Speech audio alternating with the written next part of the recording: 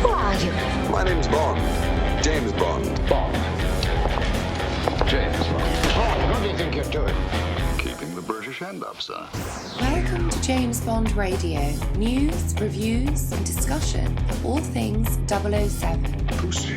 As you can see, I have no problem with female authority. Oh, pipe down, 007. Do you expect me to talk? No, Mr. Bond, I expect you to die.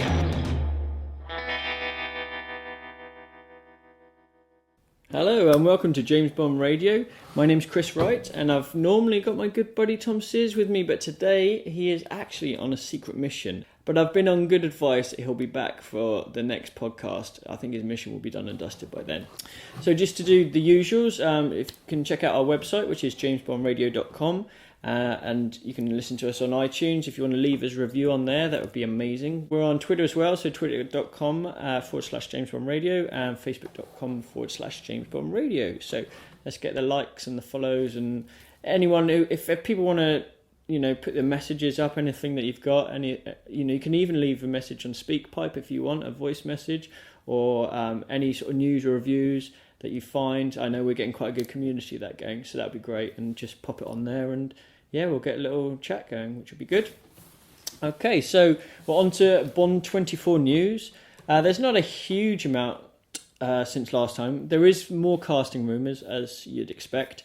So the latest one that we've heard is British actress Joanne Froggatt, who's from Downton Abbey fame, who is apparently linked to the larger British girl role in the film. So we're not quite sure. We haven't got all the details on that, but with people at this time before the actual casting call's been approved, you never know, but we'll see. So that's one little thing. There was also Sam Mendes. It's quite an interesting one. He was saying that the script is coming along, and he was saying that he compared the script, funnily enough, to a boat, which I know some of you might find a bit strange, but his analogy was that you don't want to send out a boat before it's fully built. Otherwise, if there's a hole in it, it will leak and sink and it won't be very good. Quantum of Solace. So basically what he wants to do is make sure that the boat is, all built and sturdy for weather, i.e. the script doesn't have any plot holes and it's all super strong, which is a good omen, and then hopefully it can float away into the brilliance of being a successful Bond film. But we shall see. So there's that. The other thing, which is sort of Bond related in a way, obviously myself and Tom, we mentioned before about the November Man. So the trailer for that has been released. I think we put the link on the James Bond Facebook page. So for anyone who hasn't seen it, definitely check it out because it looks awesome. The whole thing about the November Man is this is Brosnan and how he was meant to be as Bond. So this is him, playing a lot harder, lot sort of dark looking, a bit more the Connery Craig version compared to his version of Bond that he played in his 4 films. But the trailer looks good. So that's definitely one to look out for because, yeah, he looks pretty awesome. Quite mean in it as well, in a good way. So we have to check that one out. Okay, so now we're on to our James Bond trivia question. So now this is a really interesting one, actually.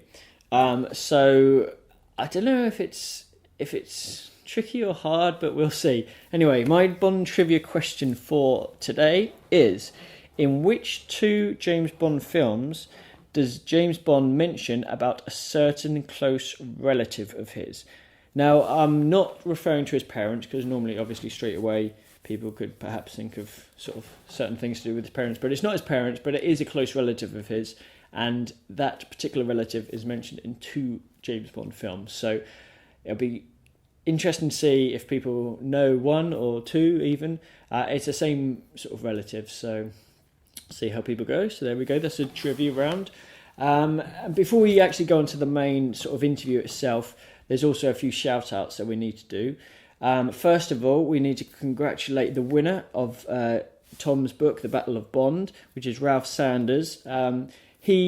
Ralph very kindly left a lovely review on iTunes for us, so well done to Ralph, and that book will be on its way to you if it's not already. Also, a couple of other quick shout-outs. 2 people in particular, Darren Legg, absolutely brilliant. He's himself and also Mark Ashby together. They've both sent Tom and myself some much needed Bondian goodness. So big shout out to both of them, and we can't wait to check out the goodies when they arrive. So thanks again. Okay, and now to our main event, which is the special guest interview for this podcast. Really, really top bloke as well. He is the sound effects Oscar winner for Goldfinger. Here is Norman Wanstall. Hi Norman, welcome to James Bond Radio. Good to have you here. Great. No, I'm very happy for you to come. Thanks. So what we're going to do, we always start off our interviews with 007 quickfire questions. Okay. So I'm going to start off with a really easy one, which is, what is your favourite James Bond film? Without doubt, From Russia with Love. Same as Cubby Broccoli. That was his favourite too. Do you know what? That's the one that comes up all the time, isn't it? It's a good one. It is a good one. And you know why it is? I know you want to be quick, but the reason it's so popular is because it's the only one that didn't go into Fantasyland. You could actually argue that Russia with Love could have been it could have happened in real life. You know? Yeah. All the others tend to go into it. That's true. We said that ourselves, didn't we? It's like a proper spy thriller. Yeah, it is definitely more. Yeah. And it had, like you said, more of a 50s feel to it than a 60s. Bit of a Hitchcock vibe to it, maybe. Yeah, but that's my favourite, or at least my joint favourite. And I think it was Sean Connery's favourite as well. So, and JFK's. So in good company. Good company. Yes. It was just unfortunate that with Fernando, I'm trying to think of his name now, the guy who played the Turkish. Pedro Alvarez. Yeah. Sorry, yeah. It was just so sad that he was actually so seriously ill. Yeah, It was an awful tragic. And I had to go up to London with Terence Young to capture all the lines that we needed. As you do, post synchronising. Yeah. And he was so professional, you never would believe that he was struggling. He did everything to make them perfect, and within 2 days he was dead. It's crazy, because I remember we reviewed From Russia with Love reasonably recently, and there was a whole bit that obviously he found out halfway during filming that he had the sort of illness, so they put all of his scenes together to try and film them back to back. But even when he'd finished sort of actually photography, he still stayed on to do the dubbing and the sound, which is, that's right. That's for what he was going through. It's quite sort of impressive and brave. Apparently, he knew he was very, very ill, but he took the part because he wanted some support for his family. Oh, really? Yes, it was. Great man. But then, of course, he started to limp so badly they had to have doubles. Yeah, tough. So I'm not sure if you've ever read any before, but do you have a favourite Bond book, or are there any Bond books? The only one I ever read actually was Casino Royale, which because I always remember that incredible torture scene, which was done so well in the actual picture when they finally made the remake. Mm-hmm. But I never ever had any occasion to read the Bond films before. No, we kind of, the films for us are definitely sort of the forefront, but we've been going through the books quite a lot, and it is interesting to see the differences and everything like that. Yeah, I can imagine that. Yeah. I think I can predict what your answer to the next one might be, but the next question is, who's your favourite Bond actor? Well, Sean is everybody's. Yeah, there we go. Everybody's favourite. Yeah. I haven't met anyone who said he wasn't their favourite. We've had one Timothy Dalton so far, haven't we? Yeah, one Timothy Dalton. Everybody else has said Sean. Yeah, I think you've got to love each of them in their own way, but you just can't beat Connery when he was at his peak, which was for quite a few of the early films. I think the thing about Sean is it's not just that he's such a handsome guy and so on, but he was one of those characters who, even though he could make the little aside from time to time, you wouldn't want to cross Sean. No. And as he said, it's a Smith & Wesson and you've had your six. Yeah. Whew, it makes me sweat when I watch that. Yeah. But no other actor could quite do that the way he did. No. I can't watch Roger Moore's at all. No. Really? That's I interesting. have to turn them off. Have you seen any of them? A lot. Yeah. But I've reached the point now where I have to turn them off. Yeah. I can't stand I don't blame so much Roger. No. I blame the writers and the directors, because the writers obviously wrote knowing how Roger would like to play it, and then the directors allowed him to do it. Yeah. So it's a bit too. No, that's not James Bond. No, it's a bit different, wasn't it? A different style. Shame, really. Yeah, it was. But Piers brought it back. That's true. Yeah, definitely. So, is there any Bond girl that you'd have as your favourite Bond girl? Any actress or any character? That's a very interesting question. I think Ursula actually was one of the reasons why Dr. No was so popular. People didn't know her, Yeah. and when she was revoiced, of course, she played the part very well. It's a shame they had to revoice her, but of course her accent was too strong. But she had everything going for her for a Bond film, Yeah. because she was new, voluptuous, and different. Yeah. Yeah. Must have been interesting from your point of view, getting this footage back of her, coming out the sea or doing whatever she was doing and having to, with the voice redub. It must have been, not a bad day's work having to do that. No. But what's so interesting was that all through the making of the film, because nobody ever knew quite what we had, Yeah. these guys would come in, usually Americans with a script under their arm, trying to look important, and they used to say, "Can I just see something with Ursula undressed?" And we said, "No, it's not undressed, it's hand-dressed." And that's all they were interested in. They'd heard about her and they wanted to see this incredible female. Yeah. Yeah, it was very funny. No one ever came in and said, "Could we see Sean Connery?" Yeah. That's so funny. So, out of the Bond films that you worked on, what was the one that you had the most fun on, would you say? Or would you say is your favourite, maybe? That is interesting. I still think, I can't say Dr. No was the greatest fun. It was the greatest challenge, and of course it was my first. Yeah. But up from then on, they all followed pretty well. It was like a family then, the same team, not always the same team, but I think probably, even though Goldfinger's not one of my favourite, I think I enjoyed Goldfinger a lot. Cool. But a lot of it was, of course, what you had to actually achieve, and Russia with Love was nice because we had to go out and shoot the cars, and I used to get a lot of pleasure in going out with the sound crew with my notes, and we all worked as a team. I enjoyed that, but I can't pick out one that was the most fun. They were all hard work, I actually. can imagine they would be, yeah. Because you're always up against time, and that was always the sweat. And so you work a lot of long hours. Long hours in your sort of dubbing studio or whatever. Well, everything's dated. You've got to have this done by then. The theatre times are all booked, so you're aiming for those. Yeah. So it's pretty rigid, really. Were there any Bond films that you'd seen afterwards which you didn't get to work on that you wish you had? Or Oh, definitely. I think Casino Royale was a masterpiece. Yeah. I think Casino Royale took the whole Bond era, Bond films, into a new era. Yeah. A new Bond, a different type of script, brilliantly directed. Yeah. I couldn't fault it, really. I thought we were on the start now of a fantastic new series, but in fact it didn't work out like that, of course. It's a shame. You're talking literally right after our thoughts, exactly the same. Casino Royale, we both love it. It's probably the best, or at least one of the best. It's amazing. Craig is amazing in it. The story is amazing. And then the one or two after those have slightly gone down a bit, but yeah, exactly. Well, Quantum of Solace, of course, is a complete disaster. Yeah. I've often said to people that if it had been any film but a Bond film, that would have been shelved. Yeah. It was unshowable, and the fans never mention it. Once or twice you hear it, but it's never mentioned. The thing though, the writer's strike they had, and basically they started filming, they didn't have a finished script, and I guess that's what happens when you're in there. They'll always find reasons, and I'm sure they're genuine, but the film itself was a total disaster.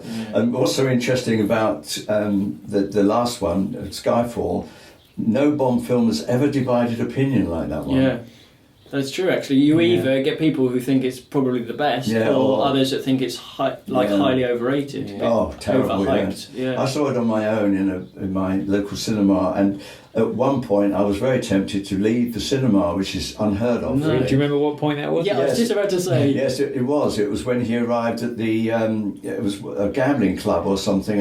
Was it when you saw Komodo Dragon, perchance, or? No, well, after he'd hung on to the bottom of the lift, I thought, well, forget it.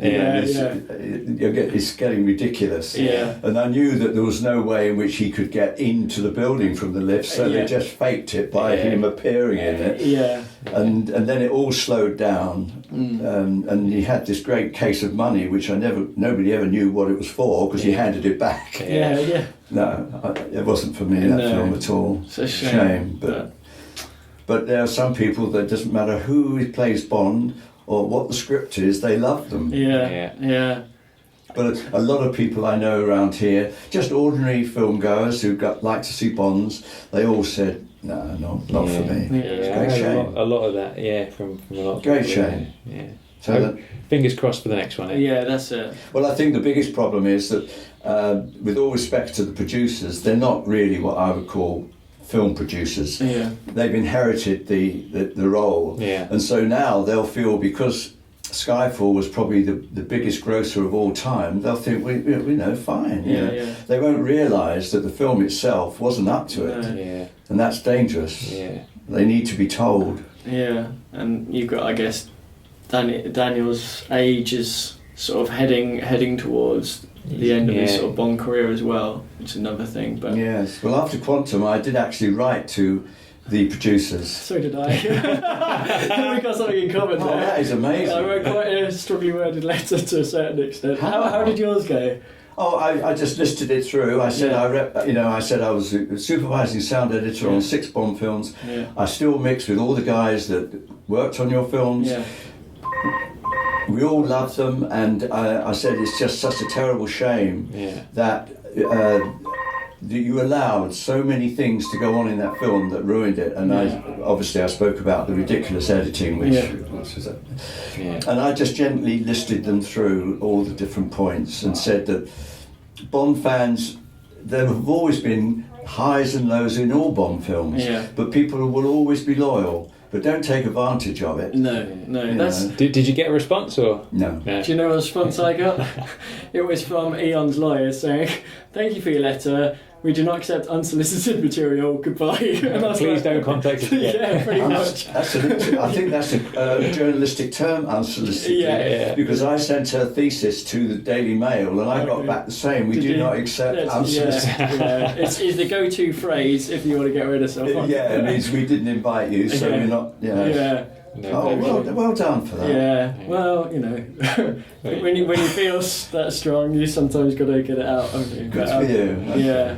So how, going right back to where it all started, how did you get started in the movie business? What was yeah, the very, beginning very for you? briefly. When I was 14, I was at a grammar school that was co-educational, and I got friendly with a girl there whose mother worked at Pinewood Studios. She was called Lana Stevens, and I thought she was just a secretary, but in fact she was the assistant to the production controller. She was a big noise there. Yeah. And one school holiday, she said to Laurelie, her daughter, who became a continuity girl, she said, "Get a couple of friends and I'll take you around the studio for a day." Well, can you imagine a 14-year-old boy? Yeah. We were all crazy about movies. We Yeah. had no TV and all that stuff. And cut a long story short, I was just completely knocked out, because you walk down the corridor and Dirk Bogarde went by. Dirk Bogarde, John Gregson. Oh, Christ, Yeah. But the highlight was to go actually onto the set, because if ever you go into a film studio, on the doors of the stages it always says no admittance except by the permission of these. Yeah. But of course she just took us in, and it was pitch black, and right at the very end was this pool of light, and we crept towards it, and slowly you made out the silhouettes of people all sitting around, watching. And then when we got even closer, the light turned out a complete cabin of a ship. And standing there rehearsing his lines was Alan Ladd, who wouldn't mean much to you, but he was our childhood hero from Shane and that. Couldn't believe it. And he had his sailor's cap and he was chewing and he was rehearsing his lines. And I kept thinking, how did they get this ship in this place? Yeah. When there was a break, I crept round the back, and of course scaffold poles, and I thought, this is make-believe. Yeah. What a world to live in. Can you imagine working in this make-believe world? And ages afterwards, when I finished my national service, I didn't try. Journalism was the only area that I had an interest in. And I just wrote her a letter and said, how do people enter the film industry? And to my surprise, she wrote back and said, come and have a chat. Yeah. And next I knew, I was put into this tiny editing room, which was a bit of a shock. I imagined myself on a camera, and all the guys and film stars. I was a bit disillusioned, really, and I didn't even know what the guy in the corner was doing, because all I could hear was film rattling through this machine. But as days went by, I thought, no, give it a while, find out a bit more. And then every time I took the film up into the projection box, I realised that it was increasing all the time. And I thought, I know what he's doing. He's slowly building the film. Yeah. Wow. And watching the rushes as well. And slowly I got absolutely encapsulated by the whole skill of editing. Yeah. And there is magic about sort of movies, and it's always been there, hasn't it? Something which, well, maybe it is the fantasy, maybe it's the sort of job that everyone sort of says, oh, I want to be in a movie sort of thing. So I guess when you sort of see that, especially as a sort of The schoolboy. it must have been something. There's just an atmosphere in a film studio in those days. You know, even the way the women were dressed. Right. You know, they always had a thing around their neck, and they were in trousers and sweaters. It wasn't an era where women dressed like that. No. I don't know. It was just something about. And of course, the corridor had all these photographs of all the big stars. Yeah. It was just a world. It was like being in a different world. Wow. And I thought I'd like to work in that world. I like a piece of that. Yeah, definitely. Yeah. Okay, so obviously that's how you sort of started in the Yes. industry. So how did you get from that point to ending up working on Dr. No? Yeah, very, again, luck. I have to quote the actor Joe Turkel here, Yeah. because Joe Turkel said, I work in a business that depends on luck. He said, talent, it can count for a lot, but luck is everything. And it sounds really extreme, but in fact that is, to me, the film industry. And I think most people in their own silent moments realise you need a lot of luck, because it's a bit like a volcano. Everybody sees the tip, but underneath, that's where it's at. Yeah. And there's no, as you know so well, there's no ladder of promotion. Yeah. And unless you meet the right people and get the right breaks. So very briefly then, I was put under contract for 3 years because Pinewood Studios was like a factory. Everybody used to come in every day, they're all under contract, work on a film. When it came to an end, you waited and went on to something else. That's how it was, like a factory. When I came to the end of my 3 years, I'd reached a point where I had risen. Risen to first assistant dubbing editor, sound editor, because there were editors and sound editors all through the block. And when I got to the end, I had a phone call to say, Norman, we're going to renew your contract. And these 3 guys said, Norman, would you come into the room, we want to have a chat. Because in those days, even though most studios were like factories, there were lots of freelance people that liked to be freelance. They liked to work on big American films and everything. And they said, Norman, there's a guy called Winston Ryder who is a legend. You know, you name it. I mean, Bridge on the River Kwai, Lawrence of Arabia, Wynne has done it.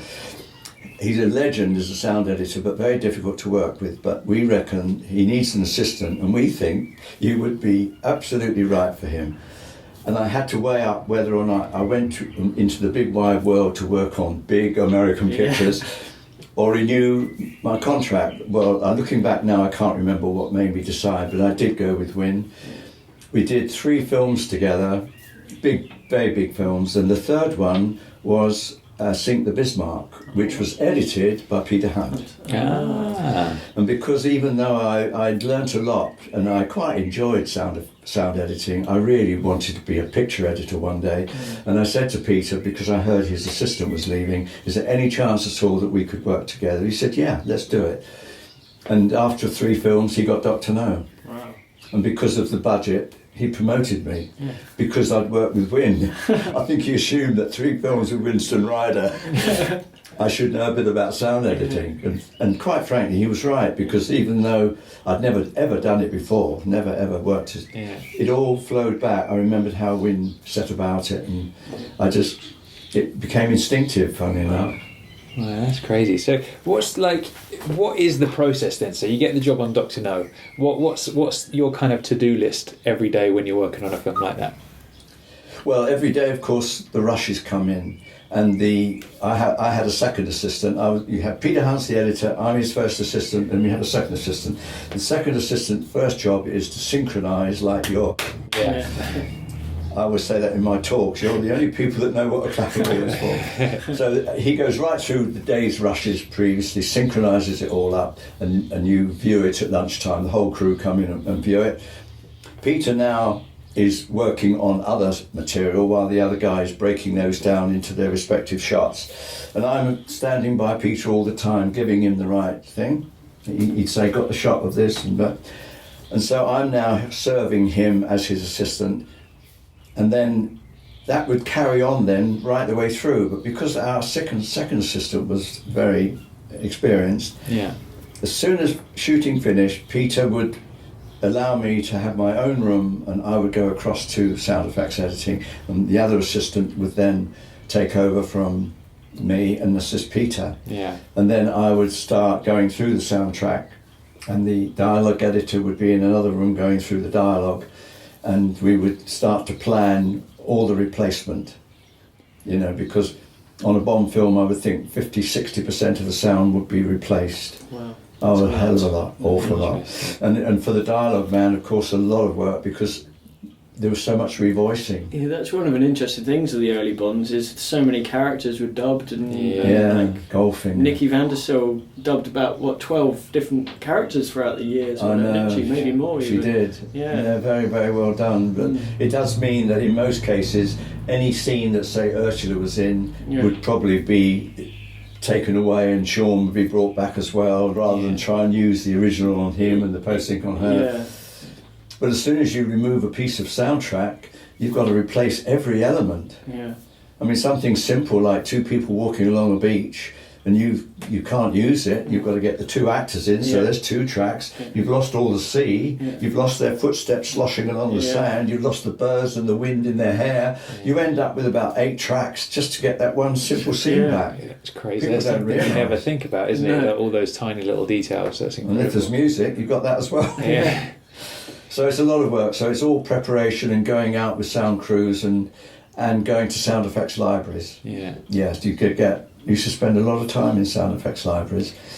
There are very, very few sounds that you couldn't get in the sound effects library. It may not be right for you, it may not be quite, but guns, explosions, atmospheres of every description. Was that even the case back in the early 60s when you were right up until I've heard from the lads now that they don't seem to use sound effects libraries anymore. I think they use CDs, and but all through my career that you relied on sound effects libraries, and you paid a royalty on what you used, not what you bought, what you actually used, what was heard on the film. Okay, that's interesting as well. So did you have to do much of like creating your own sounds? There must have been some times where you were like, I just can't find the sound I need, and you have to go and make something yourself. Like how did can you think of any examples of when you had to do that? Yes, I can, and that's what I learned from Win Rider. What Win Rider taught me was, if you've got a very complex sound, don't go to all the trouble of trying to complete it in one.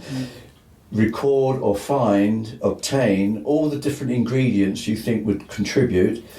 Go into a mixing theatre and blend them together. You can try various combinations. No, not quite right. A bit more of this, a bit less of that.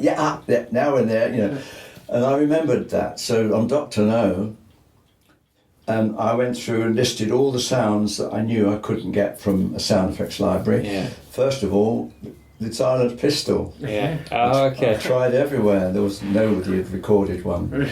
So I got some air guns and various things, and the chief mixer at Pinewood was a guy called McCullum, Gordon McCullum, known as Mac. And as soon as he saw Dr. No, he was absolutely overwhelmed. We showed him the film. I went back to my room, and there was a tap on the door. I mean, he was such a powerful guy, Mac. You never crossed Mac. He had a temper that would, I can't tell you. He taps on the door, I opened the door, and there was Mac standing there like a little boy saying, when can we start? I couldn't believe it. And he knew that I would be going in there to make tracks that make sounds that we wouldn't want to be held up with in the final dub. So first one was the silenced pistol. The second one was the electronic doors in Dr. No's apartment. Oh yeah, of course, Nowhere would you ever find electronic doors in the sound effects library.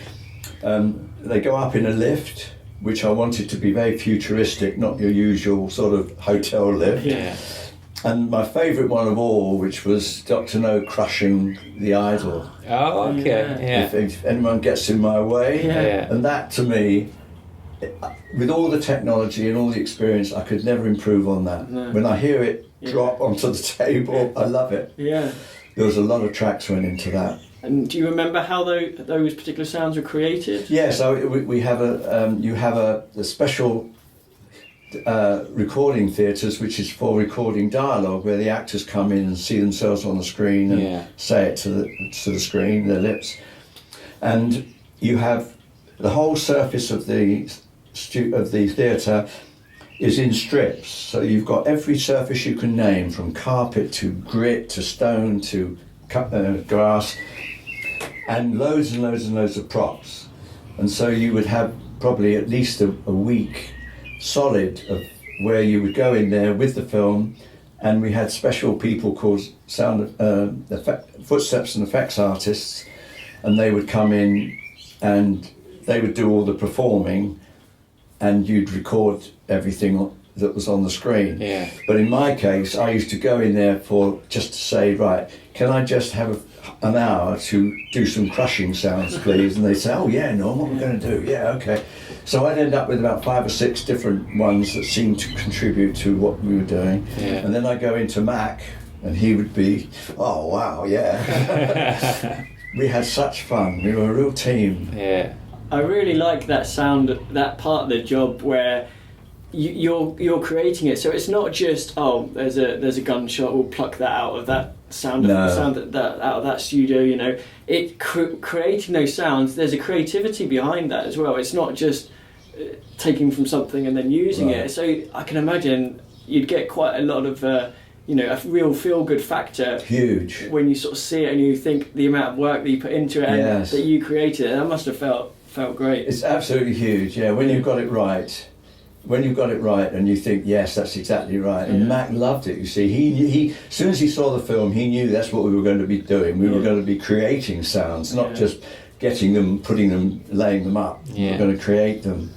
And the other scene we did was when Sean's creeping through the tunnel when he thinks he's escaping, and all that water comes down. That's got a crazy sound to it, hasn't it, that scene? It had the rumble to start with, and then the water, and then the hiss of the steam afterwards when it was... We actually talked about that sound effect, didn't we, when we reviewed Dr. No? There's that sort of like... It's like an kind of sound, like an electronic kind of sound. Do you remember what that was? No, the electronic sound, somebody asked me that the other day on Facebook. Now that was very strange. I was in the sound effects library and going through my list, and somehow I heard this sound. I don't know if somebody played it or it was on a tape that I was running other stuff, because I was always looking out for electronics. Anyway, I heard this sound and immediately I thought of that tunnel. Immediately, but I thought, well, there's no point in offering it up, Norm, because it's going to be music. I knew it was music. I always knew where the music was going to be. Anyway, I had so much faith in it, I thought, well, why don't I lay it up anyway and say don't play? Well, I wasn't even in the theatre, but apparently when the scene came up, they didn't like the music, and they looked on the chart and said, Norm, got anything there? Nice. And they played it. Yeah. I was so pleased about that. Yeah. Especially as it had the point where Sean suddenly drops. It had that twing, which was perfect because it came. Otherwise, why did he drop? Yeah, exactly. And it's it's such a good effect that's going on. Like it really, it's eerie, isn't it? Yeah. Like if it had been just music, it wouldn't have had the same effect, the same atmosphere, would it? It's just one of those lucky things that was. I tend to find with a lot of films, isn't it? It's like silence when you've got no music can just really make what's happening on screen that much more powerful, can't it? And I think that's a good example of that. Yeah, that is a good example. Yeah. And my other favourite scene is the fight in the train in Russia with Love. Oh yeah. When the bullet goes through the glass, so you can hear all the rattle of the train and the woo and the whistles. I love that scene, played purely on sound effects. Yeah, that's again, it's putting the viewer who's seeing that scene in that scene, if you know what I mean. Very much so. You're there with them as soon as you're hearing everything going on around it. That's one of my favourite scenes in the film. It is, I love the bit as well, which you probably no doubt had a hand in, when they're having the fist fight, and I think Bond has got Grant in a headlock or vice versa, and he's slamming him into the door, and it's got such a great loud reverb sound to it. Yes, well that was shot in that theatre like I've just told you about, where these people come in and that I can hear it now. I can hear. Look, I remember looking back at the mix and saying, that's great because it worked so well. Yeah, that was all reshot. All those movements and bangs and all reshot. Yeah, brilliant. All re-recorded. Yeah.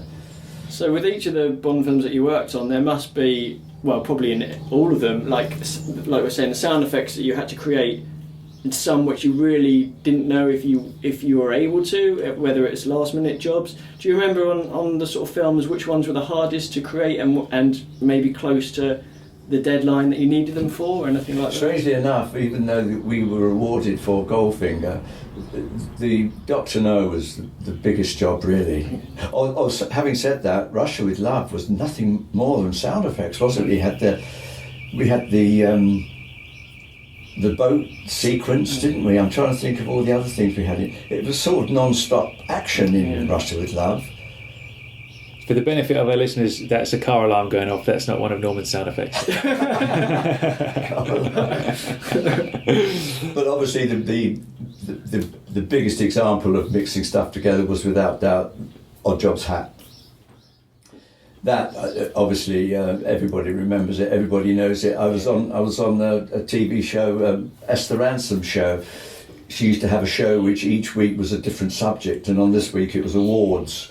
And unbeknown to me, before they started, she said, "This is what a hat sounds like when it goes through the air," and she chucked one. She said, "Now this is what Norman did," and the whole place erupted. That's fantastic. It was funny, instant it was. Yeah. Everybody knows it. But I don't know if you're interested in knowing a couple of the main ingredients. Yeah, we definitely. want to We'd love hear to all know. of those details. We're going to try and absolutely, recreate it as soon as we get home. No, what it was, I knew that was going to be very, very difficult, and I said to my assistant, I can remember a couple of toys we had when we were kids. Go around all the toy shops. I don't think you'll find them these days, but do your best. And he was gone for ages, but when he came back, he had both of them. And even though there were more than two, these were the two ingredients. When we were kids, we used to have this toy that was just a disc. Sometimes it was cardboard or metal, and it had string going through the centre in such a way that when you pulled the string, it spun this very, very fast. And if it was metal, you could almost cut things on it. Yeah. Kids loved it. And he found one, and we went straight in the theatre and recorded this, because it even had the build-up that the hat had. Yeah. And the other one he found was, we used to have a piece of metal about that long, very thin piece of metal, which was twisted all the way down. And then they had a little metal propeller with a hole in the middle, and you put it on the top and it would go work its way to the bottom. And then the kids used to push it up, so it would go, and it would go off the top and it would spin, and we'd love to try and follow it and all that. It was just fun to see this thing fly all around the room because it would come off that metal. I mean, we followed it with our microphone. But I said, we're going to need something to make it threatening, because when it leaves the hand, it's got to sound metal. And we tried various things, and in the end, I put a saw, an ordinary carpenter's saw, on the table and just twanged the end so it gave that ding. And even though nobody would be aware of it, I hear it every time it leaves his hand. Really? Yeah, I know. It's Gonna have to listen. Yeah, I was going to say exact same thing. As soon as we get home tonight, we're like, right, listen now for it. Yeah, there were other sounds, of course, but that was Mac's job. He would sit with me and we would work out the best combination. One of the sound effects which always springs to mind, this is one from Dr. No, was with the nuclear reactor. When they sort of spin the wheel to create the sound for that. Can you tell us a bit about that one? How that came about? Oh, at the very end, when Bond knows that The big danger wheel. That's it, yeah. yes, and it's made plain that it's dangerous. I think it's got danger level. Or something. Yeah. Do not go above this point. So it's like, Yeah, they do. Yes, yeah. That was probably, of all the films I've ever worked on, obviously the most difficult sound, because I needed a machine that would make a suitable sound that we could look at the screen and synchronise it. So it had to have a control that would raise and lower the sound. And I got very, very close to the point where I was desperate, because we were dubbing. We were actually mixing the tracks together. And I still hadn't found a machine, and my friends used to say, "Well, perhaps you ought to go to Cape Canaveral, they might have something there." I didn't think that was funny, because this was very, very serious. Yeah. And in the end, in desperation, we had this great guy called Jeff Labram, who he just maintained all the electronics, and I begged him to try and make something that would give me a sound that I could control.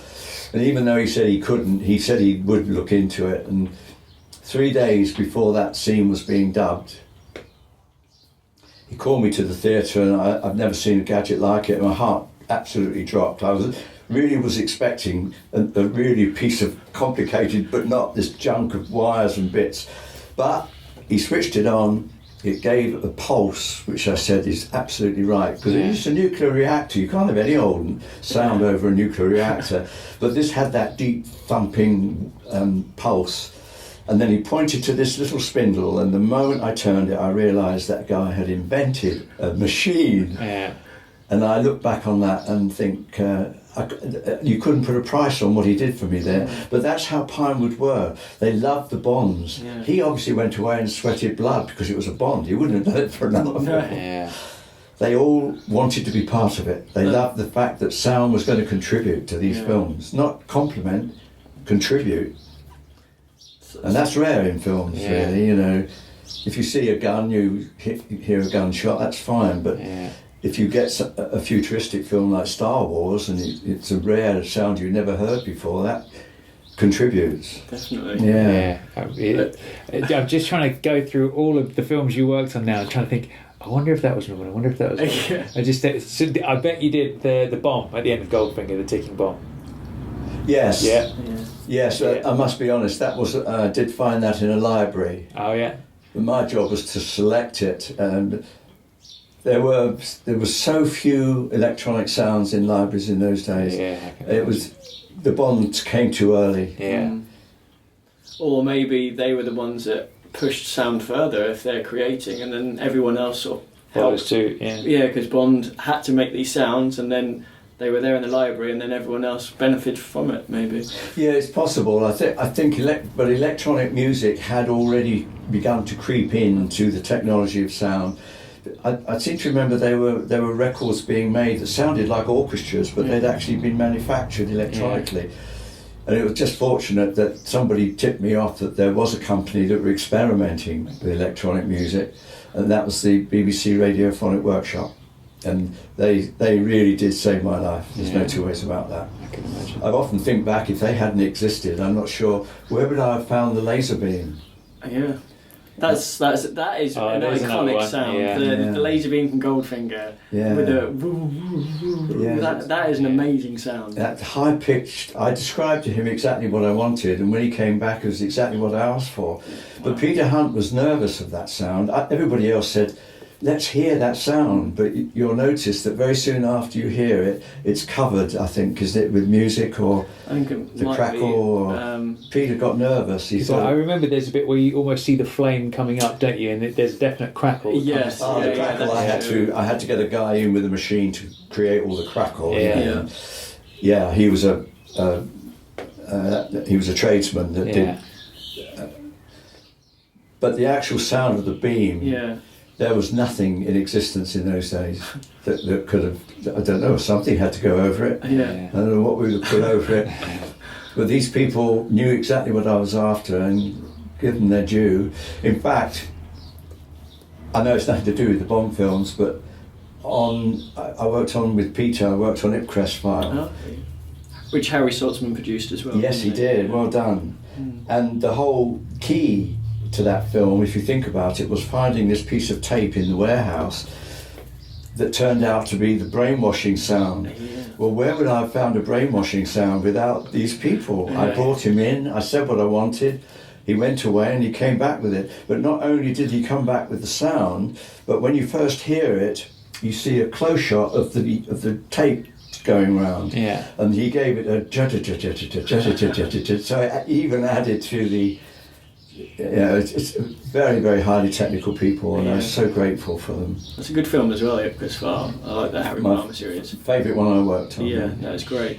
So, just going back to that situation with when you had 2 or 3 days to go, you're looking for this sound.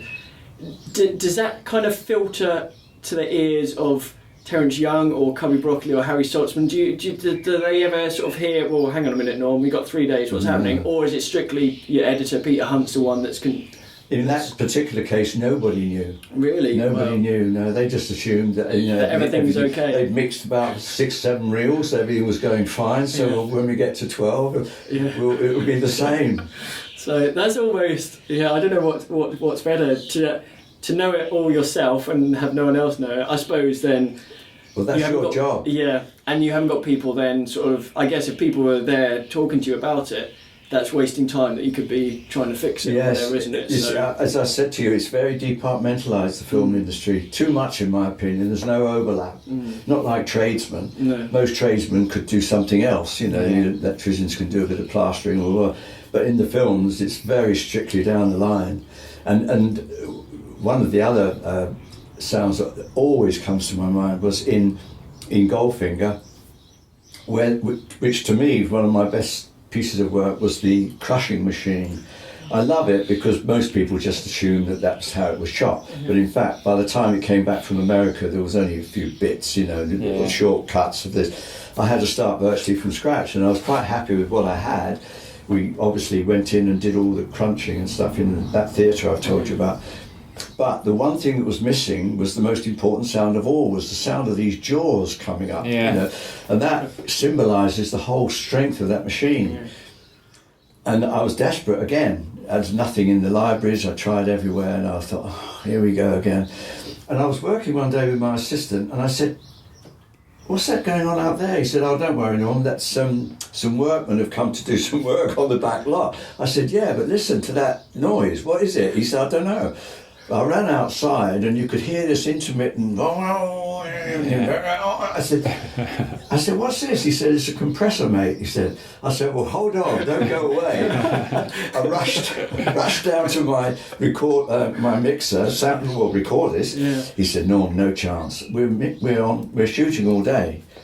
I said, but he said, no, I cannot leave the set. I said, well, give me a machine. I'll do my best. But he said, I haven't got a machine. I said, well, what's that? He said, oh, that's just a toy recorder I bought for my son. I said, well, does it record? He said, well, it does, but it's a toy, Norm. I said, well, give it to me anyway. I think the mic was about this size. I tried to make these guys, feel I was very, very professional standing there with this thing. Well, when it did record it. And when I came to the mixing, I put on the chart, extra sound for jaws, and didn't say a word. Yeah. And they were mixing around there, and I thought, at any moment now they're going to say, what's this, Norm? But they didn't. Wow. That's incredible. And that was my secret for years. I never told anyone. That was with a kid's mic. It's funny, isn't it? Like, as you're describing all these things, like, we've watched these films so many times. I can hear those sounds in my mind's ear as you're describing it, and just to know how you did that is incredible. It's so apart from the crush, that's the sound you would remember. That great. Yeah. So with the crush itself, was it a case of getting a tin can and crushing it, or how was that? Yes, we got various things that we could, anything, tins, and it's amazing what that you can do in a theatre. Often a fake prop sometimes is more realistic than the real thing. Yeah. Sometimes I've never had to do sword fights, but. Yeah. Apparently they don't often use swords. They try it and they think, no, it doesn't sound like a sword, and they start hitting anvils with metal and things like that until they've got the sound they want. They say, right, we've got it. There's that sort of twang, isn't it, when you hear a sword fight? It's like that. You need the kind of after sound, don't you? Yeah, you do. Yeah. Yes, that's interesting. I know once I tried in Russia with Love where she says, what are you doing behind my back? And you can hear him. We tried everything, and I hate that sound. Yeah. It's not a good sound at all. We couldn't get the zip. It sounded like someone passing wind. So we tried to fake it, but it never really works, and I dread that moment. Oh, one that's just come to mind actually. From Russia with Love, the watch, the Garrett wire watch. Did you have to do a sound? Oh yes, because that is a really good one. That is a good sound. Yeah. Yes, I think in a case like that, we would try and get the real prop that was used in the film. Yeah. You always try and get the real prop. Yeah. So I suppose you'd have to. I'm just sort of thinking through all the kind of scenes from those Bond films. Like, you must have done every punch thrown in the fights, the gunshots, and all that kind of stuff. Yes. Was that something you'd make yourself, or was that sound library stuff? Well, it's interesting about body blows and things like that, because all over the years everybody's tried all sorts of ways of getting good body blows. They tried hitting chickens and thumping, and somewhere along the line, and I've never heard quite who did it, but someone did hit something, and everybody's used that jaw sock ever since. And one or two people have said on Facebook, Norman, why is it everybody uses the same jaw sock? People have varied it over the years, but it's an amazing sound, and no one's ever really quite capped it. But you can't keep using the same one, so you use a bit of his and a bit of yours, and libraries would have a few body blows and stuff. But you try and match it to the screen. What is it actually hitting? How is it hit? I know on the Indiana Jones series they created quite a few new sound effects, and one of the punches they had was a line of leather jackets that they just hit, and that kind of created like a punch sound effect. Really? Yes, why not? So, Why not try something else? There's that stock scream, isn't there? They call it the Wilhelm scream, don't they? That's like you hear it in hundreds of movies. Like it's just like if somebody falls off something, there's a specific yell that they do that's been used like loads and loads of times. Oh, that's interesting. Yes. Yeah, and there's a dog bark too that was used in every film for years. It had someone captured this little echoey at night, and the atmosphere that dog created was unbelievable. Wow. And everyone got it from the library. Do you think he's a star strutting around Dogtown now? That about was me. Probably. It's a little bit like if you want to create if a car's drawing up outside a big building and you want to make it sound a bit scary, you always have crows. Interesting. Did you ever find as a sound editor that I can imagine that you'd never feel as if you were sort of off work. You'd always be listening, even if you weren't in the studio or out. If you were like walking home and you heard something, did you always sort of have an ear just in case something that you didn't quite sort of hadn't heard before? You thought, that might be good for this. So interesting. You're the only one that's ever asked me that, because you're obviously involved in film. But the times I say to people, especially when I'm in restaurants, I say, hold it, just listen. And they say, Christ, isn't it noisy in here? And they've just chatted away merrily. I always am aware of the sound of restaurants. And you're absolutely right. Or I've been on holidays in jungles and I said to people, listen, there's no sound. And they said, what? Gosh, you're right. Because you expect to be hiss, and wow, wow, wow. No, I've been 3 jungles where I haven't heard a sound. Really? That's so interesting. Do you bring your own like sound effects with you, and then like for everyone else? I said to people, if I left it like that in a film, I'd be fine. You can create atmosphere with crickets, and you can create heat with library tracks. Things like crickets and cicadas and bird cries you get from libraries. Interesting. So I suppose from a sound point of view, Thunderball must have been quite a weird one to work on, because some of that stuff was underwater. Yeah, it was. Was there much of a challenge with that one? Yes, as soon as I saw they were shooting underwater, I went in with this McCullum with Mac, and I said to him, "What do you think of what I'm achieving here?" And I slowed up. I'd never heard underwater tracks before. I didn't quite know what you would expect to hear, so I got sounds of water like streams and things like that, and slowed them up, because to me you would need a lot of bass if you're going to be underwater. And he approved. He said, "Oh yeah, normally get somewhere, it's all, you could hear the ripples, but very slow ripples, very very bassy, and the sounds we did. If there was a fight underwater and something hit something, I knew I couldn't just have it cold as we were shooting in the theatre I told you about. So what we did, we experimented. Every time I did a thump, we did it on the bottom of the microphone. Oh, I see. Yeah. So it went up through the mic and it had this boom sound in it.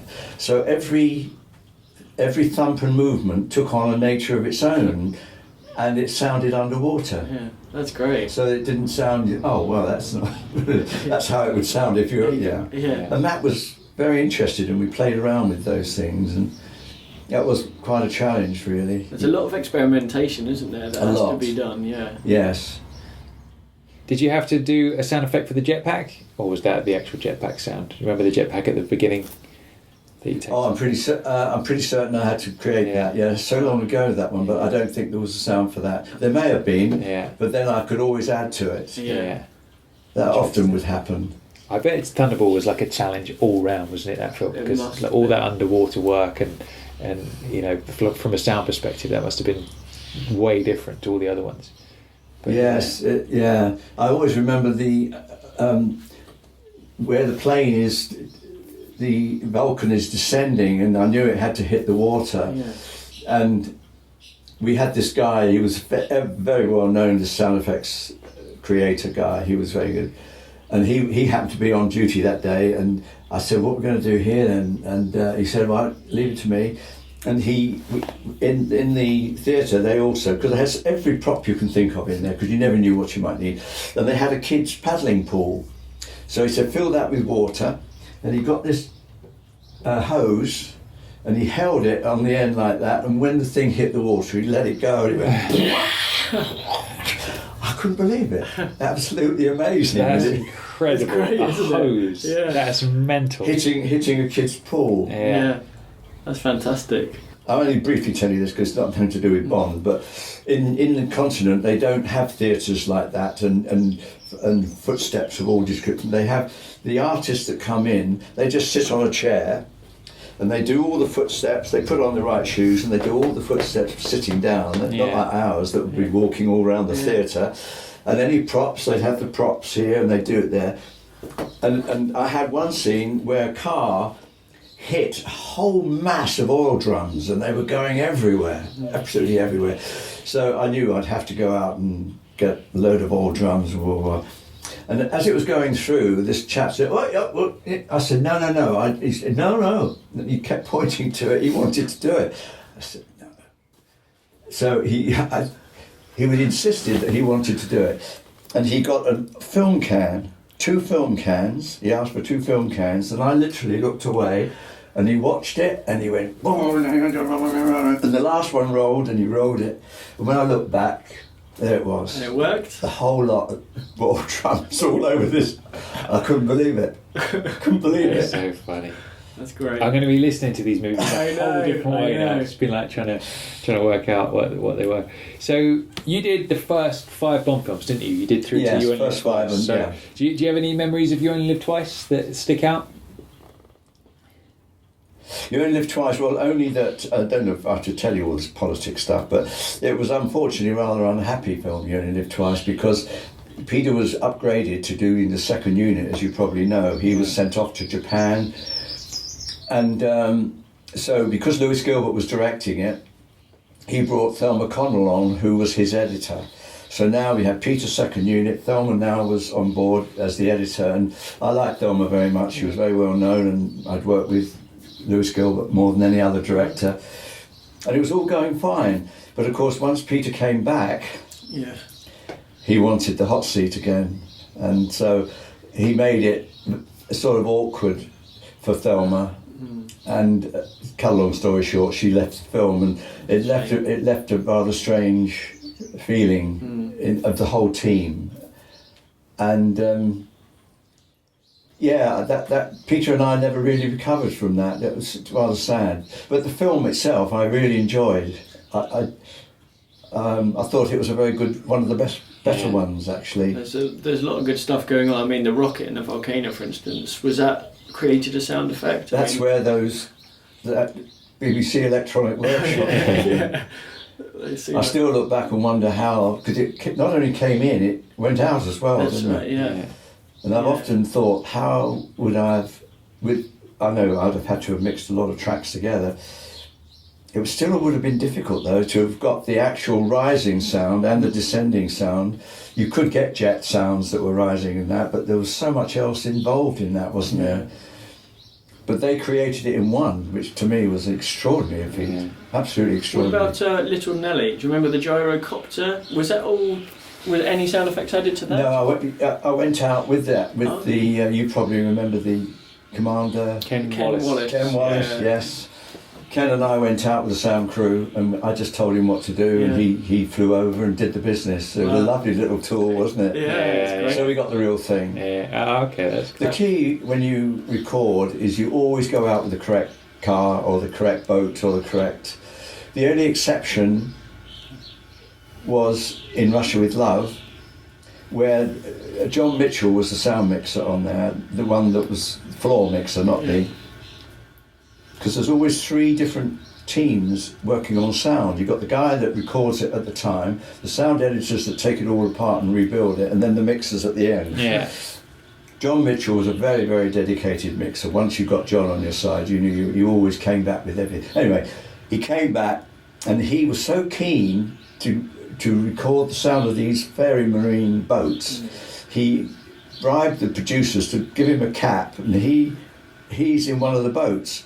So he looks like one of the villains, but in fact he's down here recording. No way. So when he came back, he was so proud. He had tapes this high, and he said, "Norman, I can't wait to play these tapes." So I came in on a weekend. Peter Hunt came in as well, and we ran these tapes. Well, of course, they sounded like vacuum cleaners. They were so refined. Very marine craft. They weren't like Bond films. Yeah. And I didn't know what to say. I said, "Well, well done, John." And I knew I couldn't use them. No Bond film would have vacuum cleaners over a boat. So, but I think there was one track where he'd recorded it from the back as it set off on a run, and that had all the gurgle and the roar of the exhaust and everything. And I repeated that over and over and over again, and that's the shot. That's the sound I use. It's amazing, isn't it? Yeah, So you've got so many things you could choose from, but it's just that one thing that I works, know. and then Yeah. Then I added the water, and it worked. There's one you mentioned earlier on as well, which is the tracking device in the Aston Martin in Goldfinger, isn't it? There's the that GPS. beep. I imagine that's a. Do you remember when he's tailing Goldfinger in the car? Yes, It's got the a little beep. beep, beep. Yeah. I guess Yes. that was probably the library stuff, was it, that one? Yes, it was. It was actually a continuous sound, because I wouldn't be able to find a track that would time exactly as the picture. So I had a continuous one, and I just cut a piece into each one. It's amazingly creative, this thing, isn't it? Yeah, I think that it's whole great. job. It's really, really Because interesting. From an outsider's point of view, you hear sort of sound dubbing editor, you'd think it's just technical, but nothing creative Creative about outside it, of that. But then when you hear that you have to, we have to put this and this and this together to create that, it's brilliant. Yeah, It's not every film gives you that opportunity. No. That's why I was very lucky to be on. As Joe Turkel said, I work in a business that depends on luck. Yeah. Anyone that worked on a Bond film was very fortunate, because it was a challenge to their craft and very enjoyable to work on. So after You Only Live Twice, then you sort of had a gap then. Yes, it's a shame in a way that Peter and I didn't continue our friendship, because we worked on 13 projects. That's huge. We were like brother and sister, really. Yeah. Was that the main reason then, post You Only Live Twice, why you didn't do sort of the next Bond film? Or If we kept, as he obviously intended me when he directed, that I would be his editor, that was the natural, but of course it didn't work like that, and so he directed on Her Majesty's Secret Service, and I had then moved on. But the most difficult one of all was for Peter was when the other director came on Goldfinger, Guy Hamilton. Guy Hamilton, Yeah. and those two didn't hit it off. Really? No, and that was very, very sad, really. It must be very difficult in film where you've got a job that it needs doing, you've got a director and an editor, or an editor and a sound editor, and if you haven't got that relationship that goes beyond just the professional, it must be really tricky. Yes, well, what had happened was that Peter had made such a success of Dr. No. He said to me, "Norm, I'm going to move this film. We can't let people stop and think about this film. I'm going to move it." And he was taking little bits out and keeping the film going. And he created the pace, and he contributed a lot to the success of the film. Everyone knew that. And so by the time Russia with Love, no one ever questioned Peter. I mean, Peter was just left to get on with it, and they knew that the final item would be as good as it could possibly be. So when Goldfinger arrived and Guy Hamilton came on, he had this editor that was like a god. Yeah.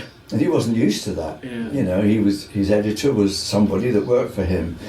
And I've never forgotten being in a theatre once when I was in there, and Peter and Guy, and they were watching the film, and Guy said, what did you do there? And Peter said, "Well, I thought I'd take out that little pause." And Guy said, "Pause, bollocks, put it back." That was the start and the end. Never in my career have I ever heard anything like that. And Peter used to come in and say, "No, I'm finished. I said, "No, come on, Pete. Yeah.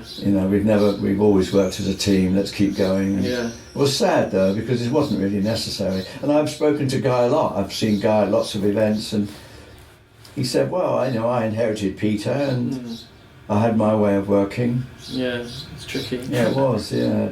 So after you only lived twice, did you stay in the film industry? Yes. Then my dream though was to edit. I never wanted. It's strange to have been on so many films as a sound editor, and I never wanted to be one. My dream was to be an editor, and quite by chance, I can't remember which film it was on. But anyway, the phone rang, and this guy said, "Do you recall a man called Mike Sarn?" Doesn't ring any bells with you. Yeah. No, he was a pop singer who became nationally famous for a song called "Come Outside," where he was singing to a lady, and he was trying to get her to come outside, and she was saying no, and come outside, he was saying, and she said, oh, all right then, you know. And it was very funny, and everyone played it and everyone loved it, and he became quite famous. But he was also bilingual, and he played guitars. And anyway, he rang me and said, oh, my name's Mike Sarn, I've heard about you. And I said, well, I've heard about you. He said, I've made a little documentary in the south of France called Road to Saint-Tropez. He said, but we couldn't afford a sound crew. I just wondered if you'd have a look at it with me in London and just give us some ideas of how I can put a track on it.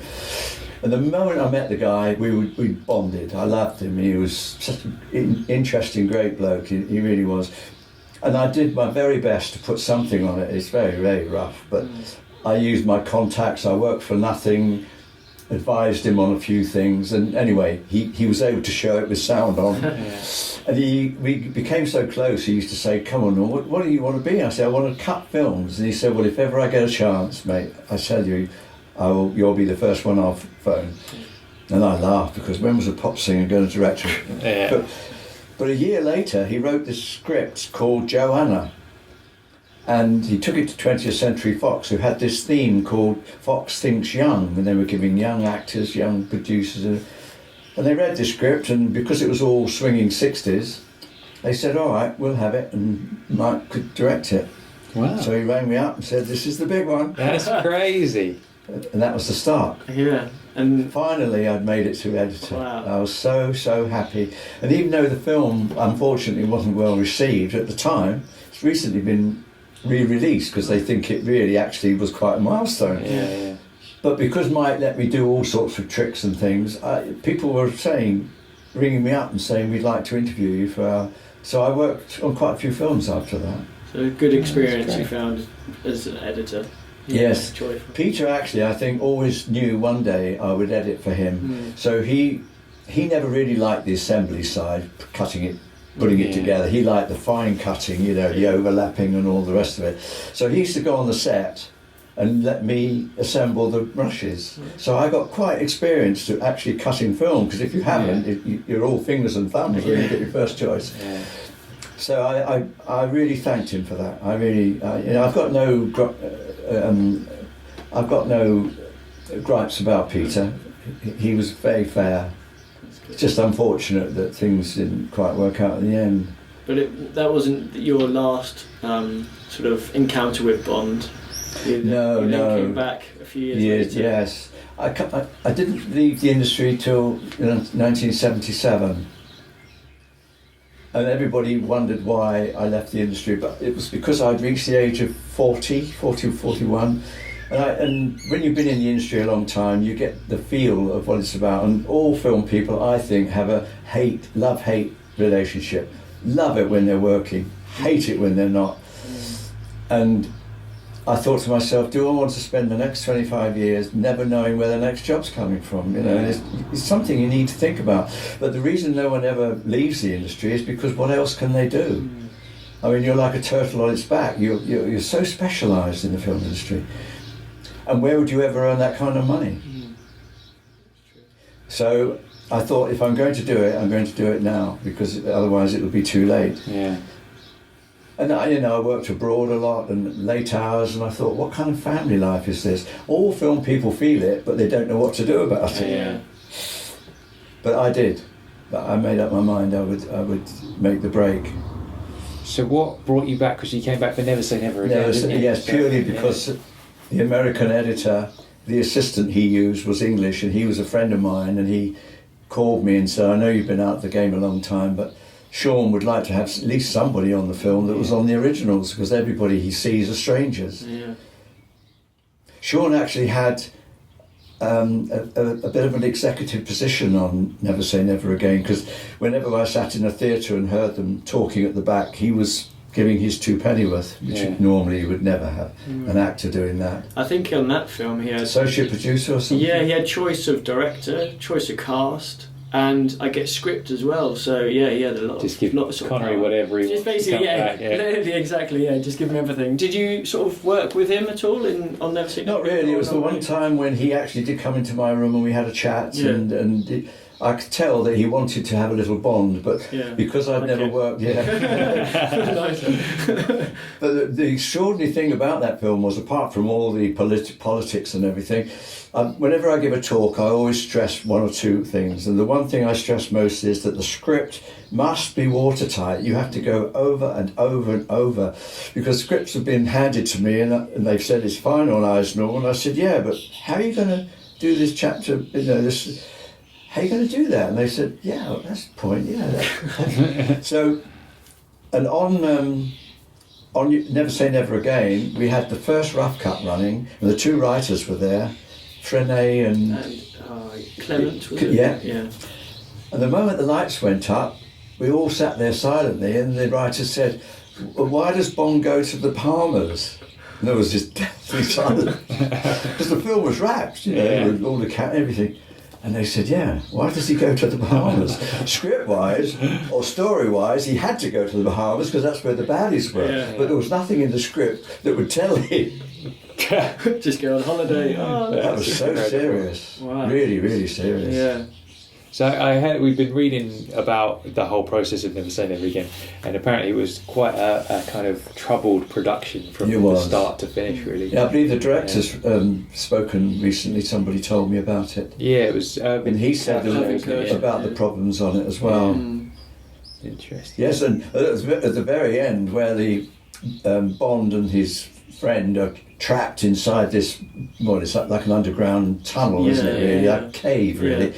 And it's all going on, and then suddenly the Marines arrive. But story-wise, there was no way the Marines would have known. No. I kept saying, there's got to be a scene where the Marines hear somehow that they've gone into those. Yeah. Unbelievable. He would have been a good script reader. I was going to say, you should have been a director. You should have, yeah. Yes, because when you've worked on films for so long, the script means everything to you. Yeah. As it should. The script tells you what sort of film you're working on, and the one film that I read the script and as soon as he started to shoot, I knew it was going to be a success. Was it Crestfire?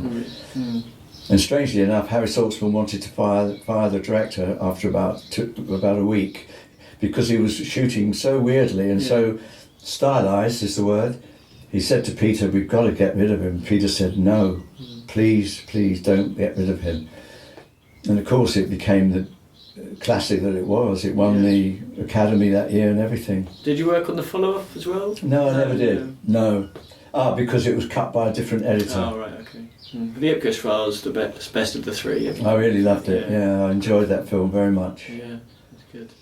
So I suppose what we have to do is ask you about your Oscar. Yes. Because not everybody wins an Oscar. Not everybody, and especially for Bond. In fact, do you know how many there's been for Bond? There were two, but then of course they've just had two more. For Skyfall. So a total of 4. We've had a gap since Thunderball to Skyfall of not having any Oscars. I know, it's extraordinary. And only pre-Skyfall, only 2 Oscars. So, I mean... It's really weird. I think the biggest mystery is that Ken Adam didn't have 4. Wow. Because his work was extraordinary. It's interesting with Ken Adam. In Dr. No, do you remember the scene where Dr. No tells Dent that he's got to take the tarantula, and he walks into this dome, and all he hears is the voice off screen, and he picks up this thing. Well, that when Rushes came, and this dome came up, the whole theatre applauded. Wow. And in all my years in the film industry, that never ever happened again or before. Wow. That's Ken Adam. That's crazy, isn't it? Like we've been reading all about like the early days of Bond and how it all kind of came together and stuff. And the thing that blows me away is how many iconic things and people all came together at the same time to create this thing. You had, even like the gun barrel sequence at the beginning where he shoots. Like you've never seen anything like that before or since in movies, and that's such an iconic thing. You had John Barry doing the music, you had Ken Adam doing the sets, and you have all these big names. Is there any kind of unsung heroes that you kind of come across the years with Bond where you think that guy needs more recognition? Only McCullum. Oh yeah. Yes, because nobody would have heard of him. That people have only heard of him because of me. Yeah. And when we had that lecture I said in the National Film Theatre, I deliberately bought a picture of Mac to show that it's a combination of the sound editor and the mixer without having a Bond there. So I keep going. That's good. We can just wink at the camera every time that happens. Yes, and in this little event I'm going to in Norway, they featured that picture with me, and I've got a picture I can show you of myself with Mac, and he won an Oscar himself later. Oh, nice. I'm not sure what the film was, but it wasn't for the Bonds.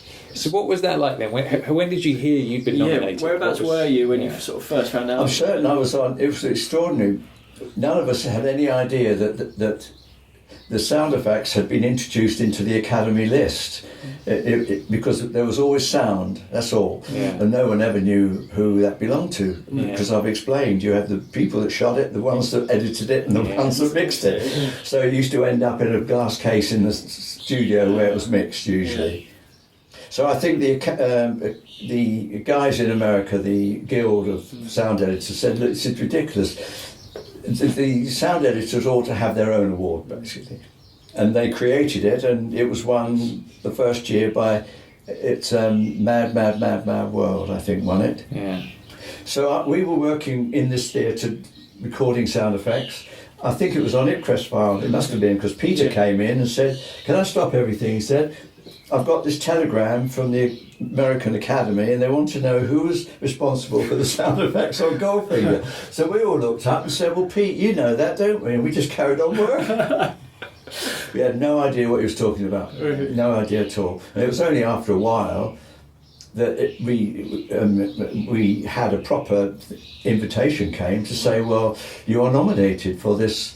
And my wife and I said, well, there's no way we are going to come back with an Oscar, so let's go and have a nice little holiday in America. Yeah. We couldn't wait, we thought it'd be great. And it was only when we arrived and they started to treat us the way they did, champagne on the table and everything.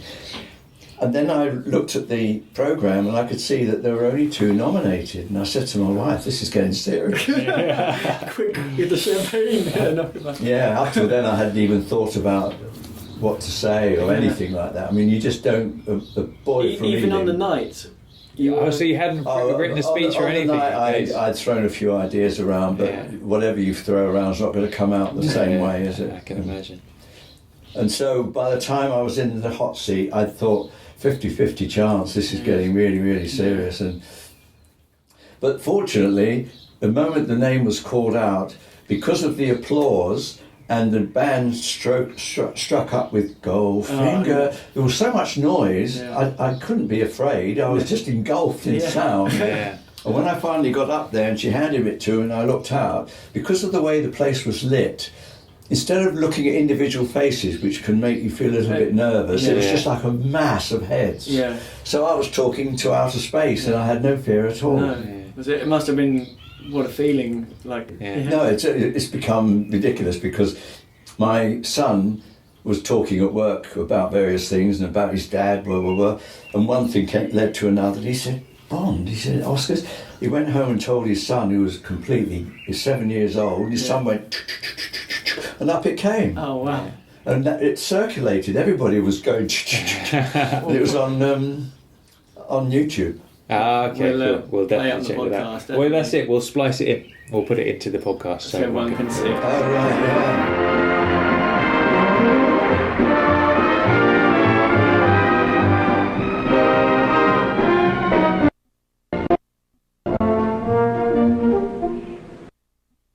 Achievement in sound effects are Norman Wanstall for Goldfinger, Robert L. Bratton for The Lively Set, and the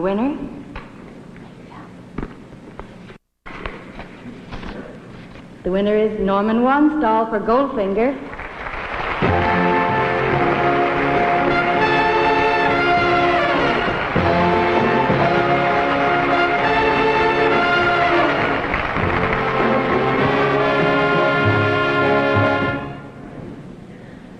Ladies and gentlemen, it's very difficult to say thank you as sincerely as I'd like to now. But I'm a technician, so maybe I can leave the eloquence to the artists that follow. But on behalf of the sound departments that I've worked with and my production company and myself, may I thank you all very sincerely for this tremendous honor. And what's more, may I thank you for the opportunity of coming to your wonderful country. I think for my wife and I, this trip is going to be the greatest experience of our lives. Thank you very much indeed.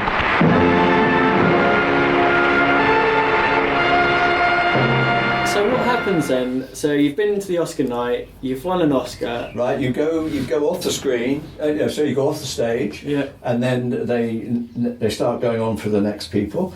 And Angie Dickinson took me out, arm in arm. Oh, I've fallen in love already. She looked absolutely stunning, as you'll see. And then there's a guy up there who's obviously with the press, and he interviews you and asks you a few questions. And that's right, there may have been some photographs, but anyway. Then once that's interview's over, then you're free to go back to your seat. Then my wife was absolutely overawed because of the people that had been performing while I was away. I've forgotten the famous singer now, but anyway, she was absolutely enthralled. And then when the whole thing's over, you all get into limousines and you're taken to the ball. Nice. At the, just trying to think, one of the very, very biggest hotels in Hollywood. Yeah. And that was, you're all on round tables, and so I was with the United Artists people. And it's the most extraordinary thing, because never have you ever been in a situation where everywhere you look is the most famous face you've ever known. Every famous face you've ever known is in one place. Yeah, I can imagine. And it really is weird. Yeah. You can't look anywhere without seeing a famous face. And so the guy came over to me and said, "Is there anyone you would like to meet?" And I said, "Well, I've worked with actors. I really, am not really too sure." And I looked at my wife and we said, "Charlton Heston?" She said, "Yes." And he went away, and Charlton Heston came over, and my wife was never starstruck ever. Yeah. She was hardened to the film industry, but I must say, with this bloke standing above her, looking down and shaking her hand, she did get a bit girly. I like the fact that Charlton Heston came to you as well, rather than the other way around. That's cool. That's even better. He was very polite. He said, "You did a very good speech," and he said, "Would you like me to sign your thing?" Oh. And he was brilliant. He was really kind, and it made our evening, really. Yeah. And then after that, everyone's dancing, and of course it was very strange, because every time you bumped into someone, it was someone like Gregory Peck. Yeah. So. Oh, sorry.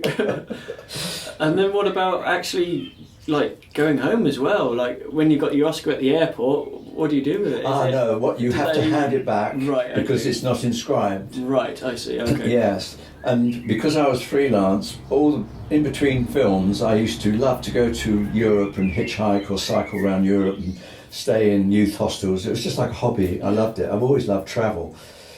And on one of these tours, I was in a youth hostel. There was an American there, and he loved film. And once we got talking, "Oh no," and he wanted to know, and we swapped addresses.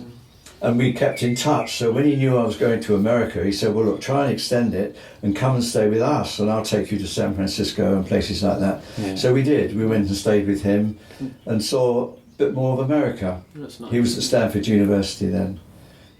Then back to New York for 2 nights, and then home. Quite a good holiday, isn't it? Yeah, it was a remarkable trip. And then, the Oscar arrived at his house. So we did bring it back. Yeah. Did you keep it in? Engraved. Yeah. In hand or luggage, or did it go under? Yeah, I can't. It must have been. Yeah. I've forgotten now. It's so long ago. You'd be like constantly checking, make sure no one's sort of going back to it. Is it still there? Yes. So funny. Yes, so I'm going to take it with me to Norway. Okay. Yes. So you've got a couple of kind of fan club events that you do these days. Like, so it seems to me that as soon as there's anything important happens within the Bond genre, if I've been involved, I get invited to it, and I'm quite happy to do that. They don't usually last that long. 50 years of Bond. They had a running at Pinewood, which I did enjoy. They showed a very good copy of Dr. No, as that was the start of the series.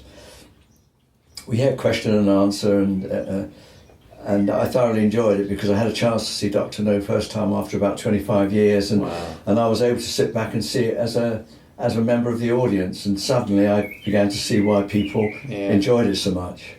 Did you like it then, seeing after 25 I thoroughly years? enjoyed it, I thought, this film had a lot going for it. Yeah.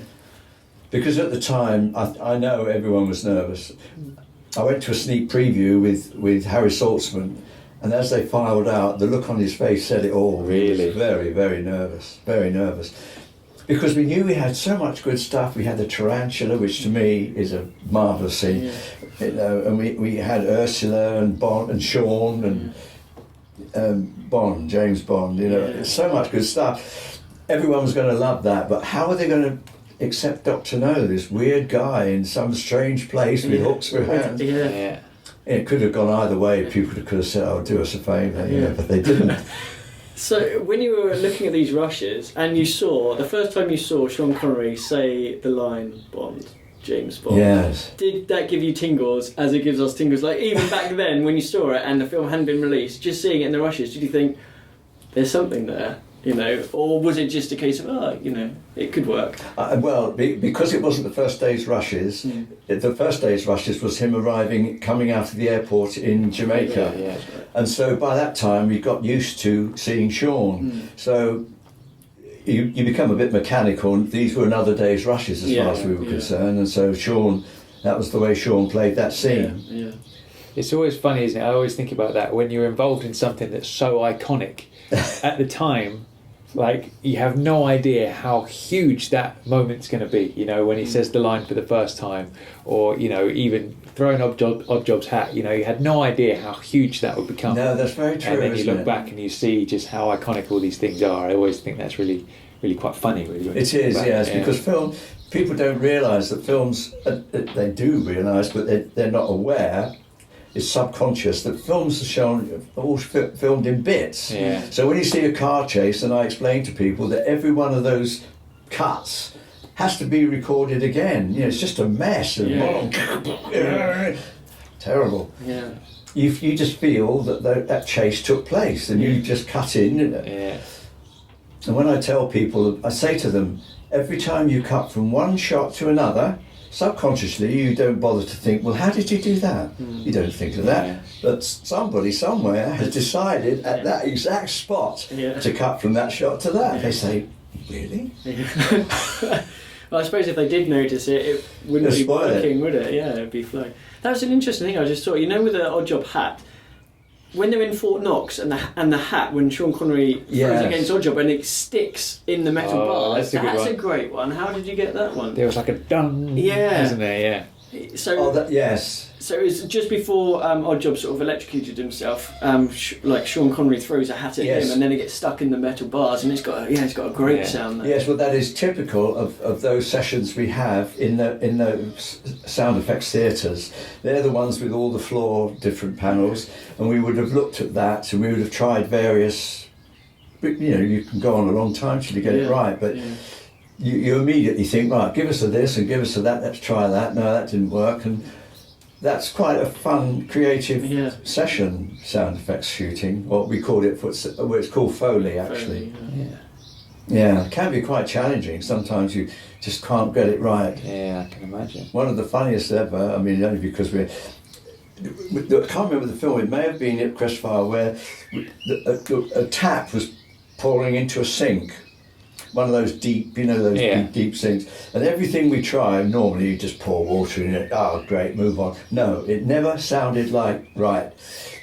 And I said, look, we're wasting our time here. I'm going to go over to the props department, because even though you've got lots of props in the theatre, it's not, the props department's got everything. I went over there and I said to the guy, look, we need a proper seat for this. He said, oh, leave it to me. He was gone for ages.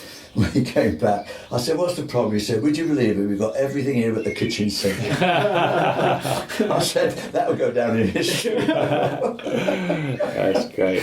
Oh, Christ. Yeah, there's some laughs. So, out of all of your sort of non-Bond films, do you have a favourite project that you worked on, a favourite film that you worked on? All I would say is that working with Sidney Poitier was the happiest experience of my whole career. Wow. There was something about Sidney. When he was first introduced to me, he had that natural sort of, I don't know who you are, you know, but I don't know if it was the way we worked or what, but within no time at all, he turned to me for everything. Norm, what do you think, Norm? And I felt embarrassed, really. But he wouldn't do anything without asking me. And I'm not saying I liked him just for that. He was a nice guy. The way he behaved. When we had a party afterwards, he said, I want the projectionists down. No one ever did that. Yeah. Oh, forgot the projectionists there, No, I want those down. Come on, then, have a drink. Yeah. In fact, there was one very funny thing. There was a little girl in this film. It was called Warm December. It was just a love story, really. And Sidney falls in love with this coloured lady, but she becomes very ill. Yeah. And the editor was a guy called Pembroke Taylor. He was, we all knew him as Pem. And I was working, at this time I was doing dialogue.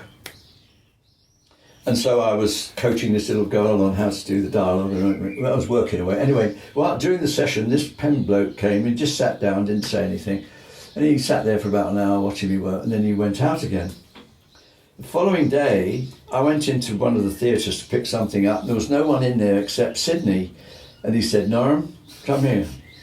And I sat down, we were about this much apart, and he said, Pam says you're the best fucking sound cutter that walks. That's amazing. I couldn't believe it, his face. I said, oh, Sidney, I'm embarrassed. But it was a happy film. Everyone loved it. It was just another movie. Didn't make any great, But to be on a film where you can't wait to go in every day is a great thing, really. Yeah. Sometimes a lot of tension, a lot of worries. I can imagine, yeah. Excellent. Wow, thank you so much for talking to us, Norm. It's been an absolute You're pleasure. very good listeners. Oh, wow, I could listen to these stories all day. I really could. Yeah, it's been brilliant. But, it's been really great of you to have us. So I've really enjoyed myself. Yeah, it's been Well, fantastic. okay, right. Well, I will. Do you want to see the statuette? Yeah, great. Yeah, that'd be fantastic. And I'll show you the picture with Mac. Oh, brilliant. Yeah, that'd be good. We'll have to get some photos and then we can show all our listeners some pics of it all. That'd be fantastic. Yeah, great. Cool, when Mac lost his temper, he would storm out, and you could hear all around the back, he'd go boom, boom, boom, boom, boom, boom, and they'd all go quiet, and then sometime later he would walk in, sit down, rub his ears, and carry on. No one said a word. It's like a cartoon villain. It's so funny. I like that. Oh, yeah. Brilliant. Right, when I give my talks, I take this bag here, and the first thing I do is I bring out these photographs of myself in the editing room so that they can see what a moviola looks like. The fact that you can see picture on one side and you can run sound through here, and the fact that you can link it or separate them. And they see film in bins, they see film on there. You looked very content sitting there in the editing room as well. Yeah, got a fag there too. And then I say, right, we're going to make a film. It all starts off with the producer. Any of us could be a producer because you don't have to know all the technicalities of sets and editing and cameras. You pay people to do that. You've got to have an eye for a good script.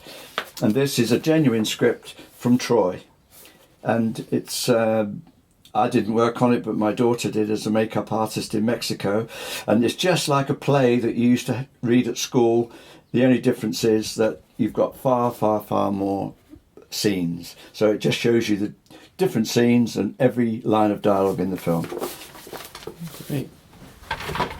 So the other thing is, when you start making the film, if you were to go onto a set, you would be really surprised to see that the cameras are working away like this, and way over the other side is the sound man, and you think, well, wait a minute, sound man over here, cameras here, They are joined electronically, but they are completely separate. And at the end of the day, all the negative that has been shot throughout the day is shot and taken over to the laboratory.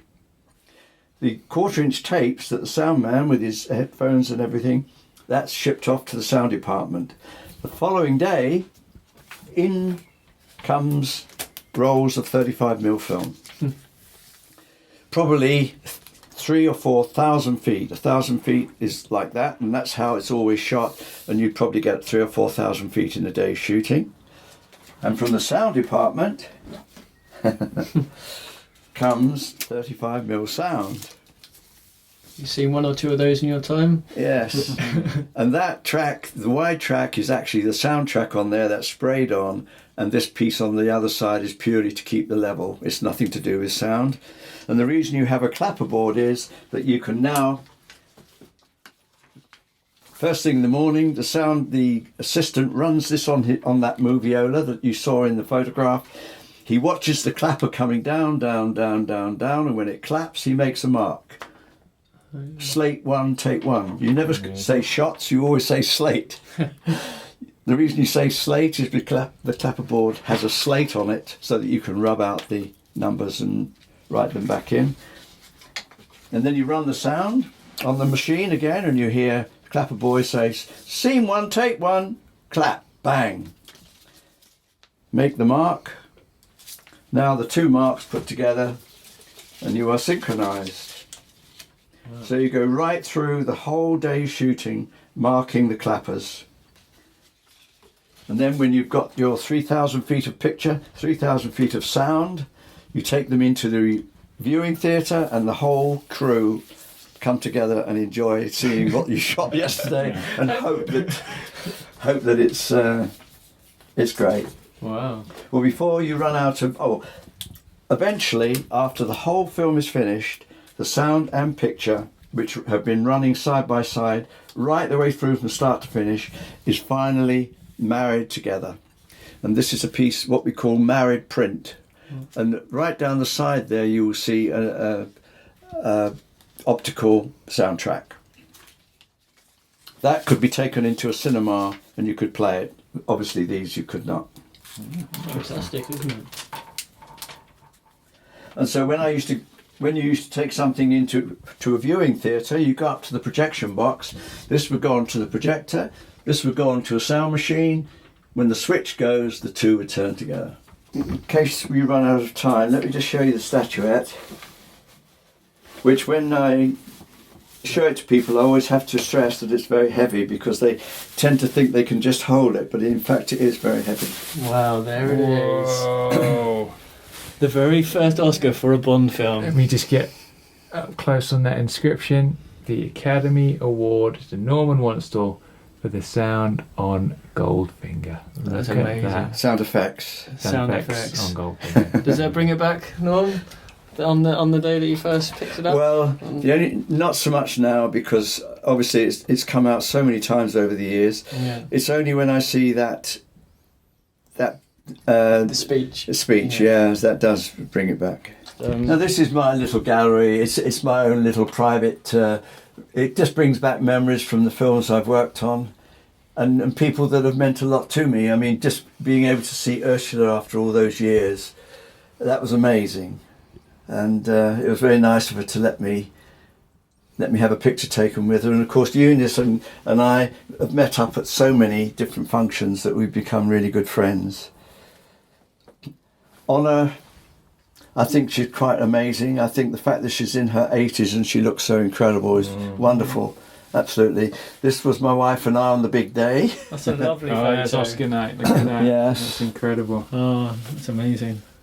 This is literally a who's who of legends, isn't it? That we've got Tanya Mallet here. We've got Shirley Eaton. Got Britt Eklund. They're all there.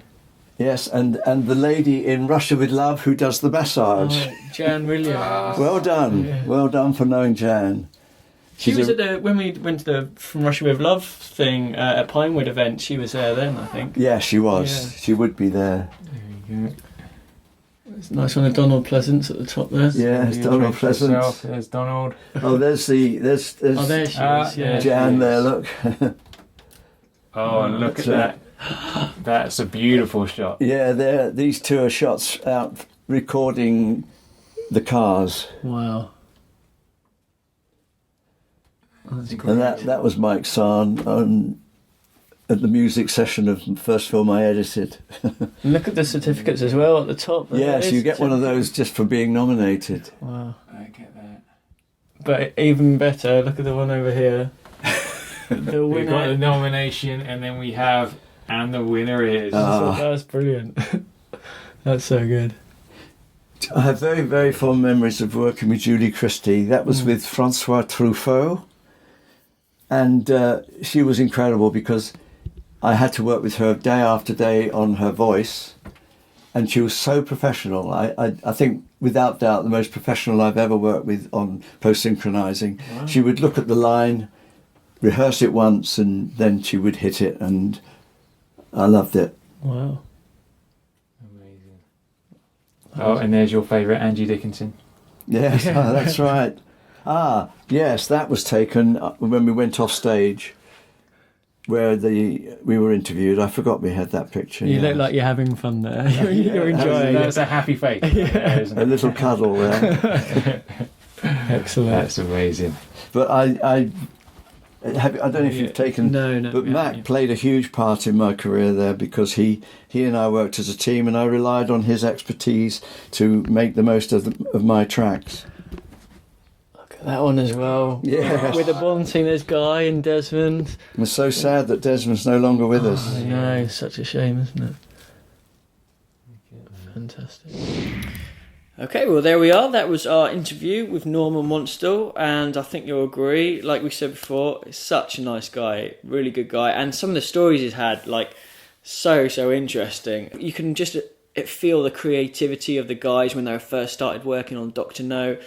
You know, they kind of knew they had something that was a bit different. They didn't know how successful it was going to be, as no one did. No one could foresee that, but they knew it was something that was different, basically something a bit original and something that really could do well if everyone who worked on it did their bit, which obviously they did. And great stuff. And I mean, the chance to hold the Oscar, the actual very first Oscar for a James Bond film.